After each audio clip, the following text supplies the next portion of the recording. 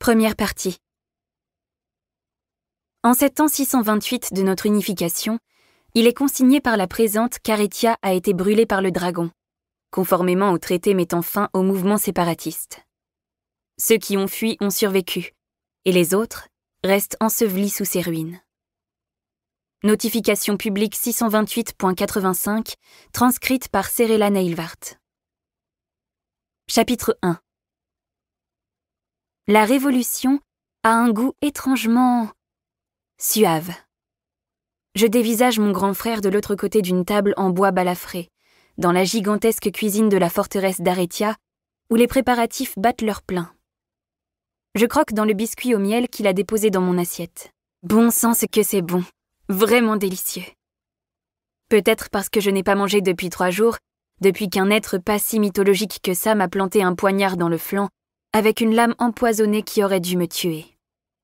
Elle y serait parvenue d'ailleurs, sans Brennan, qui ne cesse de sourire pendant que je mastique. Ce doit être l'expérience la plus surréaliste de toute ma vie. Brennan est vivant. Les venins, ces maîtres des ténèbres dont je pensais l'existence cantonnée aux fables, sont bien réels. Brennan est vivant. Aretia est toujours debout, même si elle a été brûlée après la rébellion tyrienne il y a 6 ans. Brennan est vivant. J'ai une nouvelle cicatrice longue de 7 cm sur l'abdomen, mais je ne suis pas morte. Et Brennan est vivant. Les biscuits sont bons, hein? Demande-t-il, prenant un sur le plateau entre nous. Il me rappelle un peu ceux de notre cuisinier, quand on était en poste à Kaldir. Tu te souviens? Je mâche en le fixant, les yeux ronds.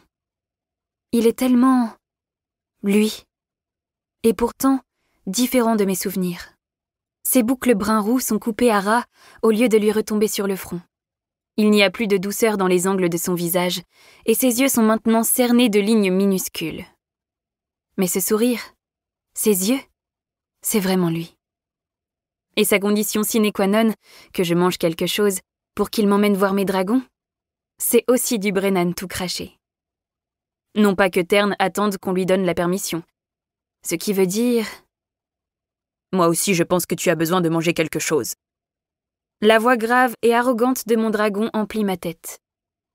Ouais. Je réponds de la même façon, tout en tendant mentalement la main vers Andarna. Un des employés de la cuisine passe en hâte, offrant un rapide sourire à Brennan. Andarna ne réagit pas, mais je sens le lien chatoyant qui nous unit, même si elle a perdu la couleur dorée de ses écailles. Je n'arrive pas à m'en faire l'image mentale. Mon cerveau est encore un peu groggy. Elle dort toujours, ce qui n'est pas étonnant, vu qu'elle a mis toute son énergie à arrêter le temps, après ce qui s'est passé à Ressone. Elle va probablement dormir pendant toute la semaine. Brennan penche la tête, comme il le faisait à l'époque, lorsqu'il essayait de résoudre un problème. Tu as à peine dit un mot, tu sais. C'est un peu flippant. J'avale mon biscuit et je rétorque, d'une voix encore un peu rauque. Me regarder manger, ça, c'est flippant.